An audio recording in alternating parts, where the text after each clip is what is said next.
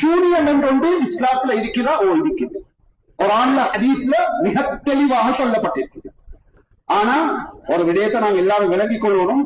சூனியம் என்றது நாங்க இன்றைக்கு நினைச்சிக்கிற மாதிரி அது ஒரு வகையான கண்கட்டி வித்த என்று சொல்ற அளவுல அப்படியான ஒன்று அல்ல.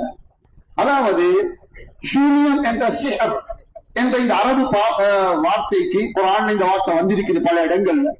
இந்த வார்த்தைக்கு நீங்க மொழிபெயர்த்தீங்கன்னா, டிரான்ஸ்லேட் பண்ணினீங்கன்னா இங்கிலீஷ்க்கு, அதுக்கு தமிழ்ல இங்கிலீஷ்ல சொல்லுவாங்க மேஜிக். இதுதான் டிரான்ஸ்லேட் பண்ணப்படுது. மேஜிக் என்றது அந்த வார்த்தை உண்மையிலே சூனியமா?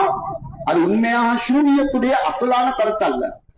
மேஜிக் என்ற வார்த்தை அதை நாங்க விளங்கி வச்சிக்கிற, அதை நாங்க இங்கிலீஷ்ல இருந்து எங்களோட தமிழ் பாஷைக்கு நாங்க மொழிபெயர்த்தோம்னா கண் கட்டி வித்த, கண்ணை கட்டி வித்த காட்டுறது என்றதை நாங்க விளங்கிக்கிற மேஜிக். உண்மையிலேயே சூனியம் என்றது அதுவான்னு கேட்டா உண்மையிலேயே அது மாத்திரம் அல்ல, அது அல்ல. யதார்த்தத்தில் அது அல்ல. சூனியம் என்றது அது ஒரு வேறொரு விதியம். எனவே இந்த மொழிபெயர்ப்புகள் சரியான மொழிபெயர்ப்பை நாங்க பெற்றுக்கொள்ளல. அதாவது குர்ஆனுடைய ஆயத்துக்கு வெறும் டிரான்ஸ்லேஷனை மட்டும், மொழிபெயர்ப்பை மட்டும் பார்த்து நாங்க குர்ஆனுடைய அர்த்தங்களை விளங்க போனோம் என்றால் நாங்க வழி தவறிடுவோம். அதற்குரிய தெளிவா உலமாக்கள் அணுகி அதற்குரிய முறையாக உலமாக்கள்கிட்ட கேட்டு தெரிஞ்சு கொள்ள விட தெளிவடைஞ்சு கொள்ளும். எனவே இது ஒரு தனியொரு தலையங்கம்.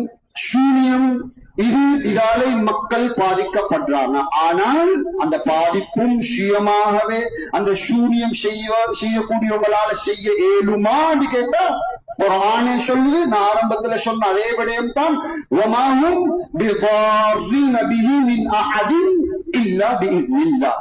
அந்த சூனியம் செய்யக்கூடியவர்கள் எவராலையும் எவருக்கும் ஒரு தீங்கு வைக்க முடியாது, அல்லாஹ்வுடைய அனுமதி இல்லாமல்.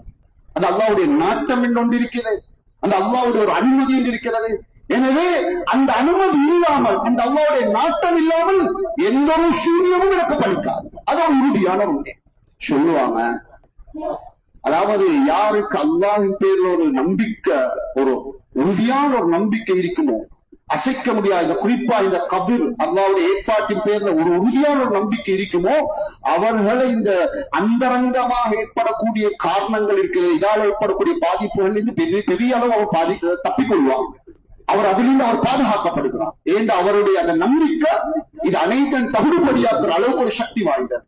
எனவே மேலான சகோதரர், இந்த அந்தரங்கமான ஒரு காரணம் சூனியம். இதால பாதிப்பு இருக்கிறதா? ஓ, அல்லாஹ்வுடைய நாட்டத்தின் பிரகாரம், அனுமதி பிரகாரம் அதாலையும் தீங்குகள் உண்டாகுது. இதுக்குரிய ட்ரீட்மெண்ட் தீர்வுகள் இருக்குது. அது இந்த குத்துபாவுல சொல்லுங்க.